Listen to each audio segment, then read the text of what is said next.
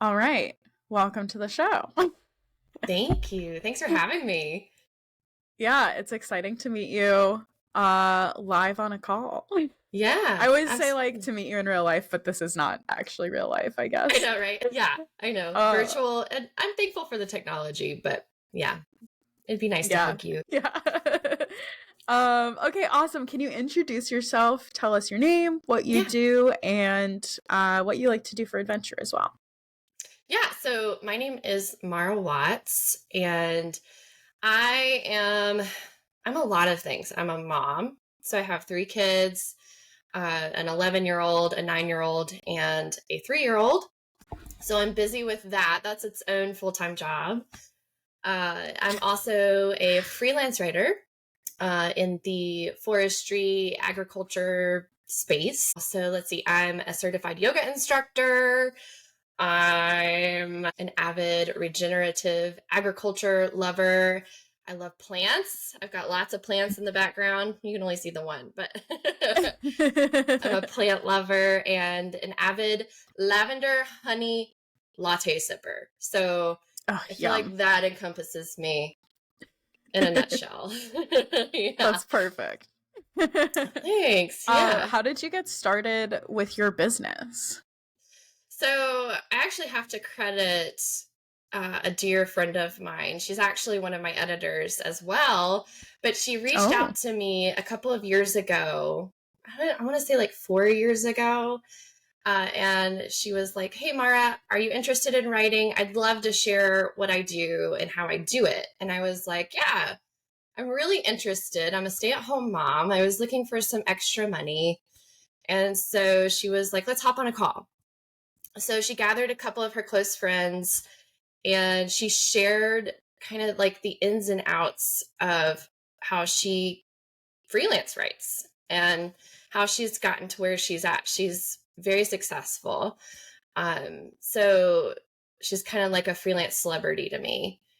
And so I took that information. I didn't instantly jump into freelancing. This was hmm. probably pre COVID, I'd say. And then about 2 years ago, she wrote me and she was like, "Hey, are you in the least bit interested in writing for a forestry website?" And I was like, "Yeah, I'd love more information. So she connected me with the editor, and the rest has been history. So I've been writing for I'd say about 2.5 years now. So yeah, Nice. That's yeah. awesome. What a great friend to have. I know, she's amazing. And then I also write for her. She is the editor for a rural lifestyle blog. So she's been like the ultimate connector and networker. And just, I credit everything to her.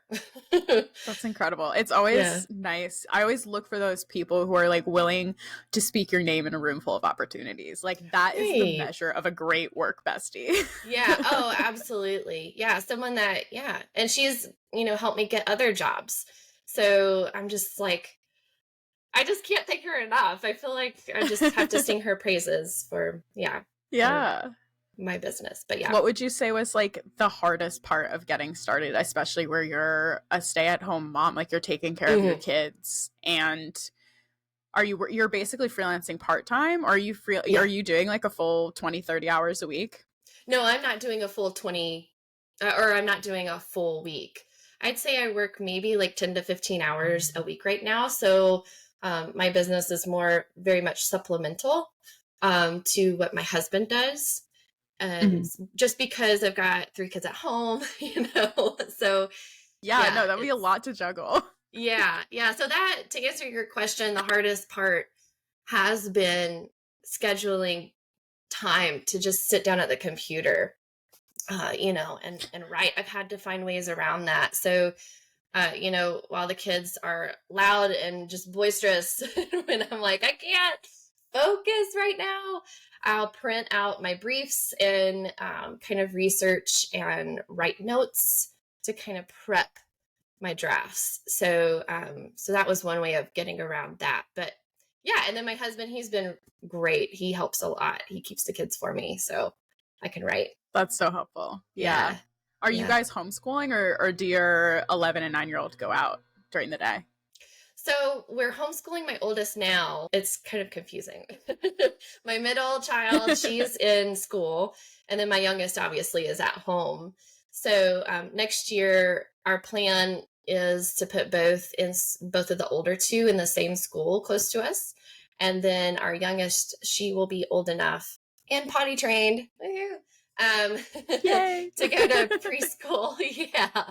So I'll have 3 days a week that are, dedicated just to my business in order to grow. So my hope is that I'll be able to grow starting in August a little bit more and grow my business. Yeah. Nice. Yeah. Yeah, that's awesome.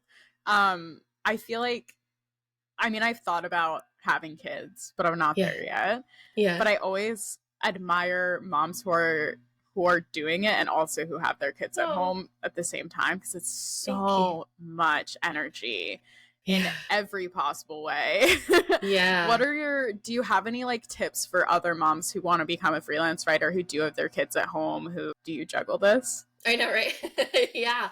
So, I mean, this is all aside from freelance writing, right? So, two of the biggest things that I've implemented in my life are our schedules. So, for one, a cleaning schedule that is very specific. And I love talking about my cleaning schedule. I'm such a mom. And then, Heck yeah. yeah, I mean, so the cleaning schedule is really big, and meal planning. So, streamlining those two things have really helped free up my time, instead of, oh, I got to do all this laundry all day long. Instead, I do one load of laundry a day for 5 people, and it actually works. A lot of people will be like, don't you That's have piles amazing. upon piles of laundry? And I'm like, yeah, I do have piles upon piles, whether I'm doing it all day long or just one load a day. And so that's helped get me out of the mindset of I constantly have to be cleaning after these people. These messy I feel like people. there's this idea that like you're not done until all your chores are done at once, but it's actually like super unrealistic when you live in a house of 5 people, 3 of which don't necessarily fully take care of themselves, to be able to just have all your chores done at once. Like when you can accept like, oh, there are always going to be more chores to be done, so why don't I relax when I can and have the time, instead of running around like a chicken with your head cut off. It's kind of the same with your business too. Like there will always be a to-do list. There's always going to be more to do. You have to decide. You are the boss. You have to decide and accept when you're going to step away, because if you don't and you never relax, you're just going to burn out and you're going to produce like really shitty work and you're going to hate doing it and you're going to be so tired. I know. Yeah. And the same goes for motherhood, right? So like, yeah. That really is just like life, I think. Yeah, absolutely. Yeah. So how do you do your meal planning? Are you like prepping in advance, or do you just plan your menu and like make sure you go grocery shopping? Yeah, so I've used several different services. One of my favorites was, I say was because we have a massive black German Shepherd who scares away our mailman. So our food would go bad. So I subscribed to, I think it was Healthy Root, the box subscription. And I loved that. They literally would send me, I think it was like 4 dinners for the week and then snacks and stuff. And it was awesome until my dog scared the mailman away. And then they wouldn't deliver the food and it'd go bad. So what has been the most effective, at least for me, and the most helpful has been, I also subscribe to a meal planning website. And so I think it's called Eat at Home. So she creates weekly meals and you pick which one you want. There's like crock pots, which is a mom's best friend. Crock pot meals, healthy meals, you pick which one you want. Then you print the meal plan and it gives you the grocery list. So then I go through my house and I check off what I have, and then I just highlight what I don't have, go shopping or, go online and order that, go pick it up. And then we have our week's worth of meals. So that's been amazing. The most helpful. Yeah. So I usually opt for the crock pot, instant pot one, just because it's easier, Yeah, totally. Like Yeah. it's cooking in the background. You're not having to like stand over it and also pay attention to who's screaming at who and running around behind you. Right? Yeah. And then I can get back to what I need to do. So I throw the load of laundry in the morning. I set the crock pot and get everybody situated where they need to be, and then sit down and get some stuff done. That's amazing. Yeah. You're Thanks. doing it. Oh, I don't know. Winging it is really the phrase we should use, but How would you say, I feel like, I mean, even as someone who doesn't have kids, like the PMS of it all, your hormones going up and down, also having a partner who has emotions, having 3 kids who have emotions, there's a lot of emotions flying around here. And there's a lot of emotions associated with like being your own boss and running your own business. What would you say are like how are you handling your emotions? Are you doing therapy? Are you talking to a coach? Do you just have like really good friends? What's up? If I'm being honest, I'm the most emotional person in the house. But Same. Right? Yeah. So to answer that, I do see a therapist every week. I am like a huge advocate for that, especially for moms, because after you have a baby, your hormones and everything is just like crazy. So being able to talk to someone is just really helpful. So I do see a therapist every week, even though I'm 3 years postpartum since my last. So I do that. And then I also have a really great group of friends that I go out with. Getting a drink every once in a while is very relaxing and helpful. I also love to dance. So going out to dance is also therapeutic. That's awesome. Yeah. So that's kind of how I reset. Dancing is such a release. Right?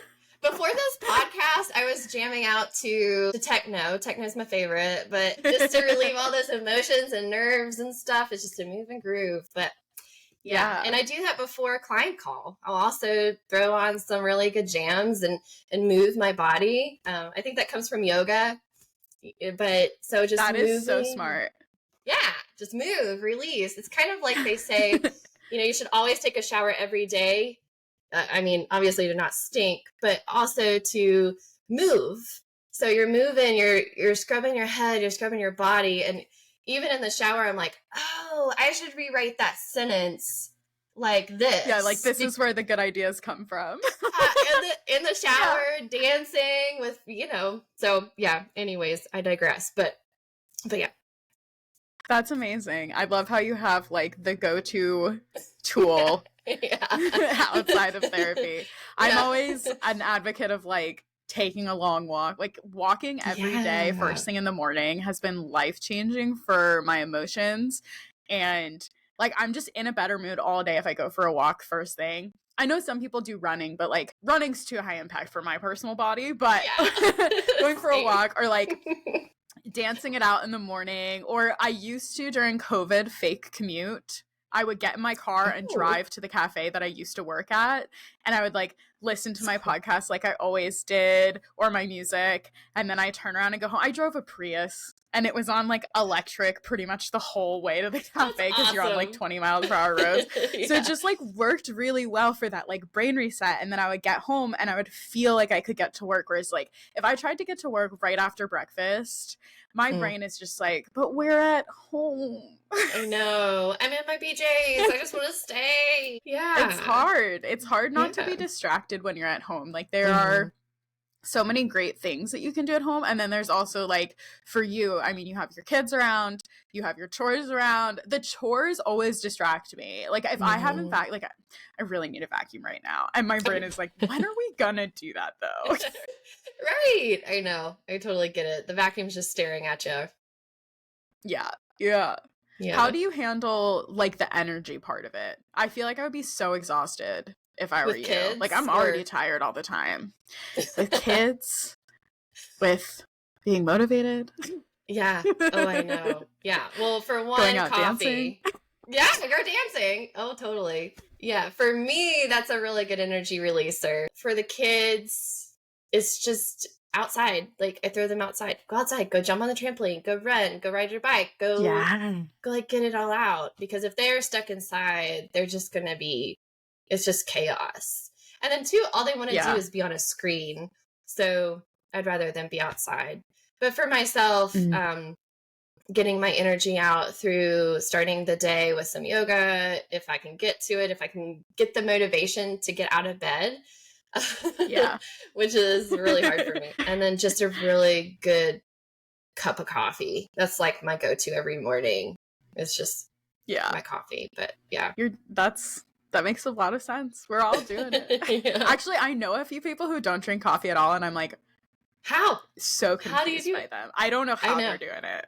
I know. And right now I'm addicted to lavender honey lattes. Those are just the spring deliciousness in a cup. So good. Oh, are you making them at home, or you go out to get your coffee? Oh no. Here in I was gonna say, like, holy moly, that's a nice at home coffee. Okay. Right? It's like gourmet. No, we've got some really great coffee shops around that make their own lavender syrup, like infused with lavender, and then local honey. So, which also honey is great for allergies. Total side note, but yeah. Hell yeah. I'm a big advocate of getting coffee out. I used to every morning. I lived across from a cafe in my last house, and I would go over there every morning. I walk in, they'd be like, "You want your maple latte?" And I'd be like, yes, me. I do. Thanks for remembering.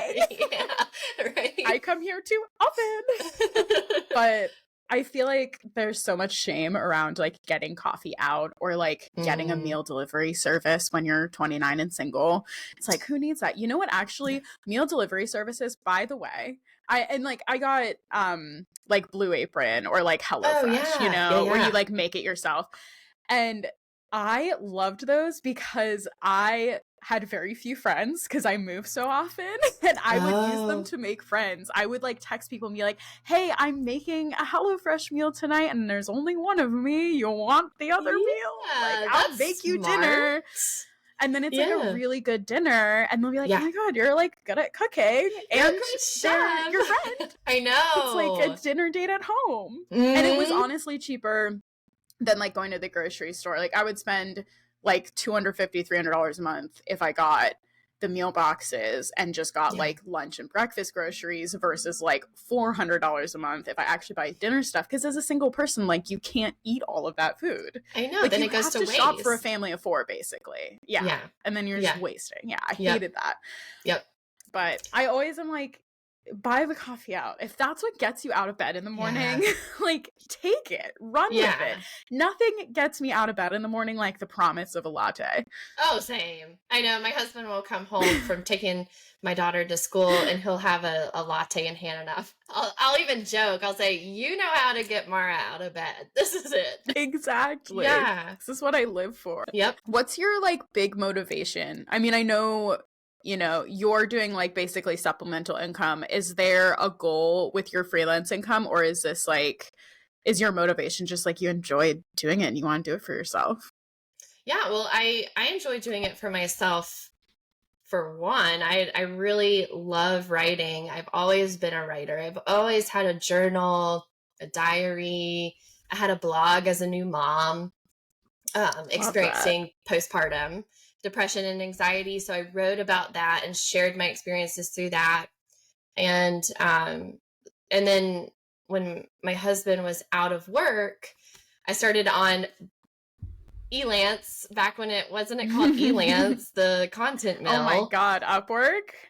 Yeah, it's Upwork now. So yeah, I think it used to be called Elance. So I started on that. It was Elance, yeah. Yeah.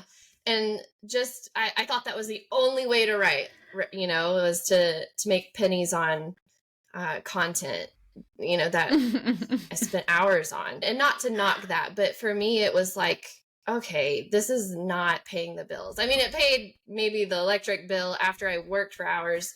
So anyways, that's where I started, and I'm grateful for it because it helped grow my portfolio. I worked with various companies and businesses and got some experience. So I got burnt out because I wasn't making much money.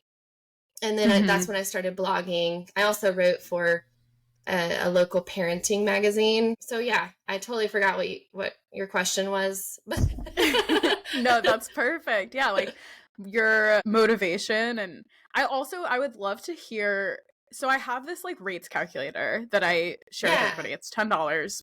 It's a spreadsheet. You plug in your expenses, you plug in your debt, and it will spit out, and you plug in how many hours you want to work per month, and it will spit out like what your rates should be basically at a bare minimum.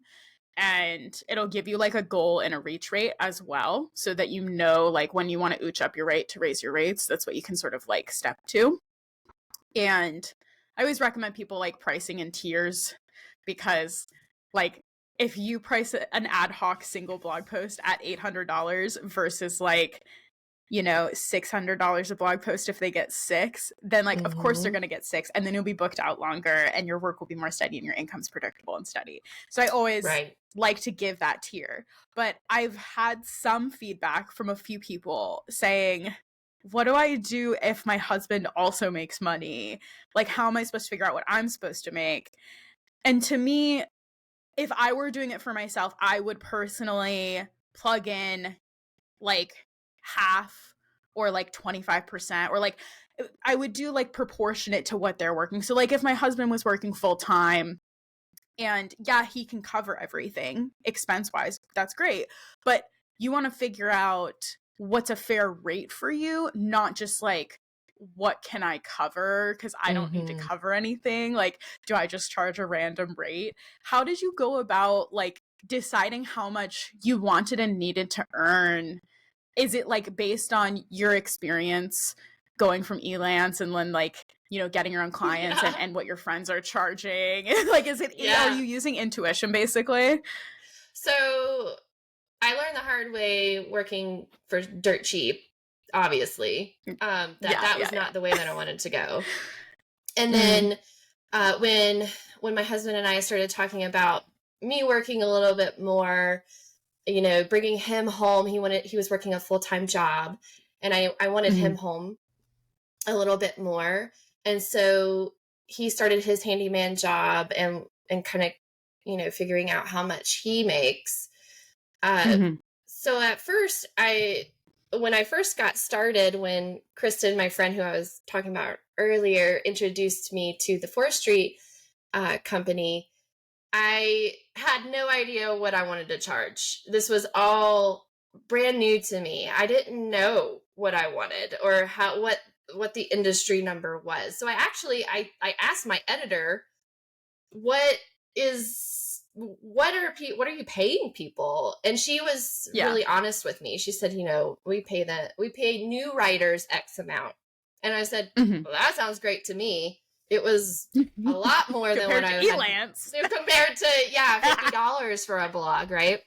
Oh my gosh, yeah. I know. I just was like, oh. So when she mentioned, when she mentioned that amount, I was like, yes. And so then I took that number, and as I started writing for her, I started figuring out, okay, what is that hourly rate for me? It takes me 4 hours to research, interview, and write the blog, or the article or whatever it was. And then, you know, took that and figured out the hourly rate from that. And I thought, okay, I can live with this. Just starting out. And then as I've grown and as I've learned over time that, you know, if I charge more for a blog article, $800 to $1,000, I don't have to work as much. And, you know, so that's a kind of... And you have experience, you have expertise, you're a good writer, you have practice, like, you're able to charge cred. Those rates. When you have cred. Yeah, I have cred. I have the portfolio to references. Yes. So I kind of figured it out as I went. The goal ultimately with me writing wasn't necessarily supplemental. So I would like to grow my business to where I'm making what my husband made at his full-time job, if not more, per month or annually, I guess you could say. But yeah, so the goal as my kids are entering into school and as I have more time is to work more full-time on my business. So yeah, that's the ultimate goal. Hell yeah, that makes sense. Yeah, that's great. Thanks. I think it's really interesting to see how people balance, especially throughout their lifetime, like we think as human beings, especially if you have something like ADHD, like what is happening now is like what it will be forever. But it's not, especially like as your kids grow up, as you age, as your husband ages. So like seeing all the iterations over a lifetime, if you end up freelancing for, you know, the next 20 years or whatever, how your business changes, how your rates change, how much you work, how much you don't work, how you balance it with his job as well. Right. Yeah. You're like making your own ecosystem in there. Yeah, totally. Yeah. Yeah. What would you say is like the money mindset? Have you had any trouble with money mindset with your business? Yeah. I feel like as it's like the number one thing I wasn't expecting. You weren't expecting me to have trouble? No, I wasn't expecting when I started freelancing that I was going to have to do so much money mindset work. Like so much more than when I had like a regular part-time or salary job. I was just like, wow, I didn't know I had so many issues up in there. Yeah, I think because we're conditioned to just take an hourly 9 to 5, this is what you're offered, you agree to it or you don't have a job kind of mindset, you know what I mean? Yeah. Because like when I was working, so I went to school for hospitality tourism management. So all of my jobs were wait staff, event staff. That's what I thought. I thought I wanted to be a wedding planner. Thanks to J-Lo, you know, her movie. I wanted to follow in her footsteps, and quickly it's a found fantastic movie. I can see why. It's a great movie. I love the movie, and she found love through it, and you know, it was a dream, but in reality, it's not all the glam and sprinkles and fun. So I quickly found that out through internships and stuff. But with money mindset, I feel like we're conditioned to think like, okay, this job pays me $25 an hour. I'm, you know, 9 to 5. That's how I work. That's what I do. And we kind of pigeonhole ourselves into that. And I had a really hard time coming into freelance, asking for money that I knew I was worth, because I was very timid. And what if they don't have the budget? What if they say no? What if they don't think that my content or my copy isn't worth it? And they say no. But then I had to start thinking in terms of what's the worst that can happen? And the worst that can happen is they say no. And then I move on. And that's happened a lot over the past couple of years. And I've actually started to look forward to the no's, because I've found that the yeses are so much more rewarding than fighting for something that's not going to fit me and fit my abilities and my skills and my schedule, honestly.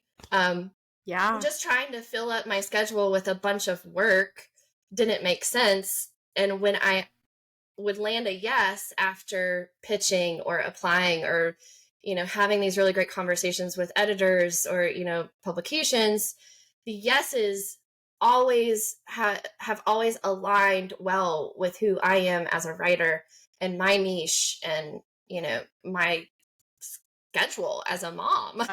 So, that's been really empowering. And I actually wrote a post on Facebook a couple of weeks ago about how I got turned down from a writing job and how excited I was. I was like, oh my gosh, I got another no. It's time to move on. You know, I'm not just sitting in the background waiting. I don't know. I just feel like no's are as equally empowering as the yeses. Yeah, I love that. It's part of the job. You have to get over. I was like so rejection sensitive when I started freelancing to the point where like like I would like stand in line at the grocery store and be like checking my email because I would get a push notification that like one of my clients submitted feedback, and then I would go and look at the comments and I would like beat myself up and get defensive and get mad at the client for like asking me to change things. And those clients were paying me so little, and the feedback half the time was bullshit, but at the end of the day it was my rejection sensitivity that was the actual problem and my like you're tying up your self-worth with your work and how much you're making, and like the fear of asking for a rate, like you almost would rather play it safe and ask for a low rate just so you guarantee the yes than risk having someone saying no. But I think also that comes with like scarcity mindset and not having a strategy for how you're getting your clients. Like once I figured out I have this free guide. It's called the Get Clients Guidebook. It's literally exactly how I get clients on LinkedIn, like templates, step-by-step strategy, everything. And once I figured that out and started executing it on a routine, so I was never missing out on doing it. And I realized that like, okay, steps 1 through 5, I do every week. Steps 5, 6, and 7 is what I do when I need to get clients.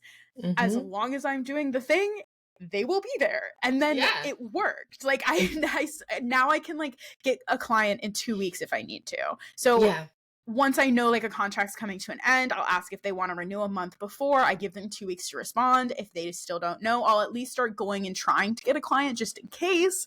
And then it sort of covers your ass. And then, don't get me wrong, there's still like ups and downs and gaps sometimes, but that gave me so much more confidence to be able to accept the no's because I knew there were other people out there who wanted to work with me or who were at least like it's a numbers game at the end of the day when you can take the drama and the emotions out of it and be like, oh, this is a numbers game. If 25% of my connection requests get accepted and 25% of those become clients, then this is how many I need to send. This is how many follow-ups I need to send. And this is what I need to make sure I'm doing every week. I'm good to go.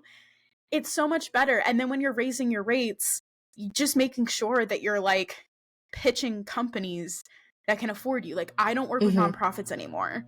When I work with a small outdoor startup that I know can't afford my higher rates, I charge them something lower, but I make sure that I'm also picking up a tech client that's paying my highest possible rate. So it balances out, right?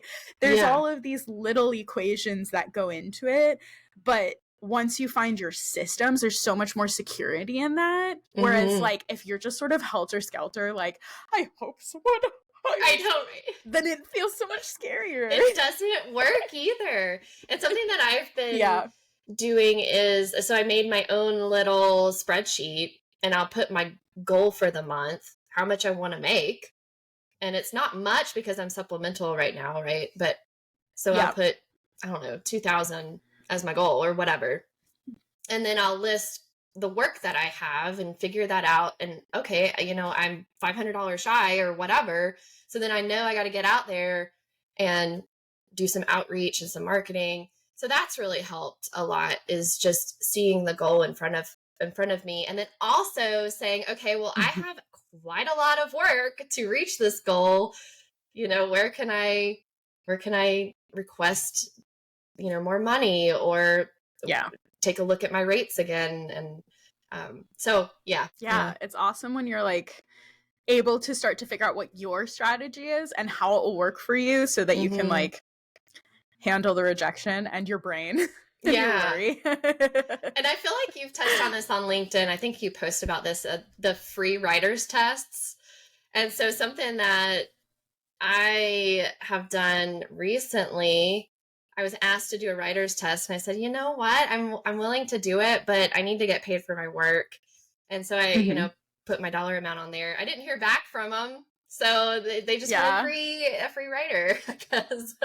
Totally. Like, so good for you. Yeah. I always, if someone asks me to do it, I mean, at this point, I don't really do tests anymore because like my portfolio is massive. Right. And I'm only pitching clients that are like the clients I've already worked for. So if you can't tell by the case studies and the like hundreds of links of examples Reviews, that I can do a good job. Like, testimonials, like then you can go fuck yourself and I really don't care. Like as politely as I can possibly say, I would never tell someone to go fuck themselves, but I would be like, you know, I don't do tests anymore. No. These are all the examples. If you don't like that, you can go find another writer. I'm really sorry. Yeah. But good for you. I used to, like, when I first realized, like, oh, free tests are freaking bullshit, because they're always going to take longer than any other blog post you're going to write for that company, because it's the first one you're doing for them, and you never have enough information, and it always sucks.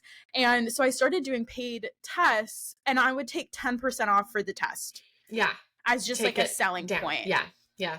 Yeah, because that's also, smart. So when I started earlier, I used to do this thing that I now get called getting paid to learn, because I like that. I would like learn a new skill, like email copywriting, for example, and I would want to do it as a service, but you need to get experience to get more clients.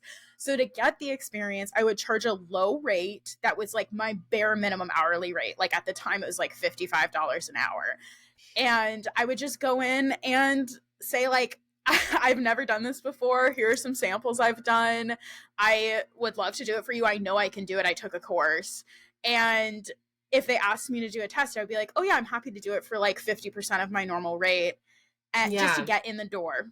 And then once you've done that, you're still getting paid to do the test. And then you're literally getting paid to learn. And all you have to do is like 3 months or something like that. Yeah. Put it on your profile, put it in your portfolio as a case study, show that you know what you're doing, and then you can go ahead and raise your rate for the next client. No, the nicest part about your rates is like the next person never knows what you charged the previous person. Unless if they ask, I guess, but who's going to? So unlikely. Yeah. Unlikely that they've talked to each other. And I always have to remind people of that. It's like, no one actually knows what you're charging other people. You could charge every client a different rate and nobody would know. Right. Yeah. Absolutely. Yeah. And there's no hoodwinks. It's just like, you don't need to worry. It's just like on LinkedIn, I'll use the same template for almost every person that I connect with. And of course, I customize it for every person.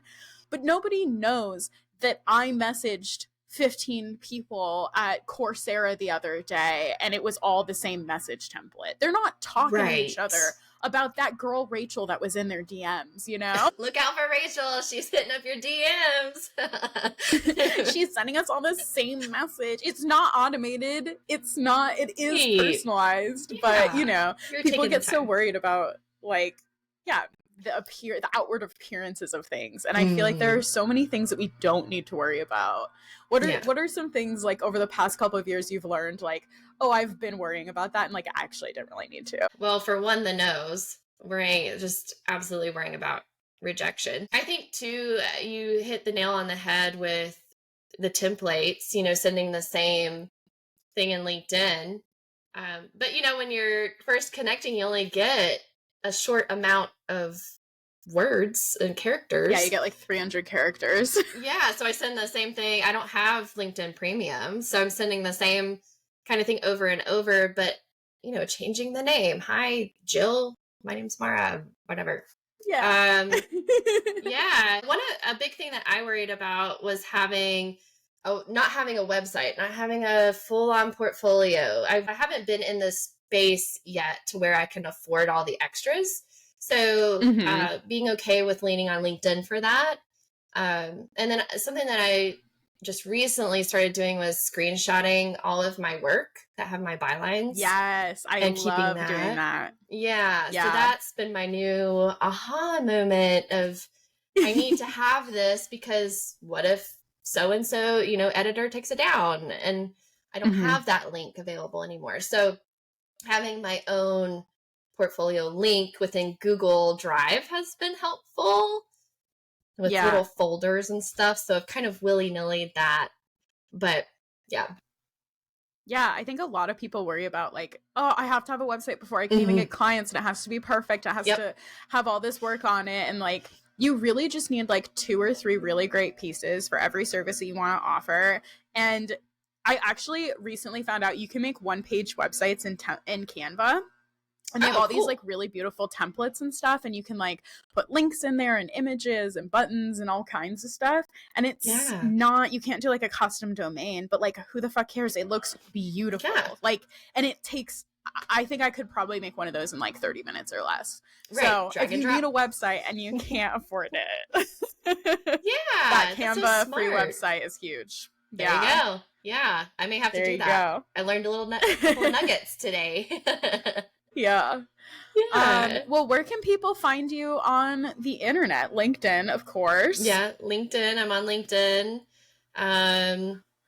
Yeah, that's pretty much in terms of working together. LinkedIn is where I'm at. I don't have an official portfolio. I'm still kind of working on it with that journo portfolio. I'm sure Oh you've yeah, heard I've of heard it. good things about Journal Portfolio. Yeah. Yeah, so I started to create that. It does not look good, but got to get back on that. So yeah, LinkedIn is the best place to find me. Nice. I feel Yeah, like portfolios are one of those things that you sort of work on in the background forever and you're always like kicking the can down the road, I but eventually know. it's never really done. Like I still don't feel like my portfolio Yeah, is done and I've been doing this for 6 years and it's there and it looks fine, you know? yeah, yeah, yeah. I know. So yeah, Nice. Well, thanks for coming on and talking to thanks for us and having sharing your me. very relatable experiences. Oh, thanks so much. I'm glad. I'm so glad that I could share my life and my journey, and yeah, I hope it helps somebody out there. Yeah. Awesome. Cool.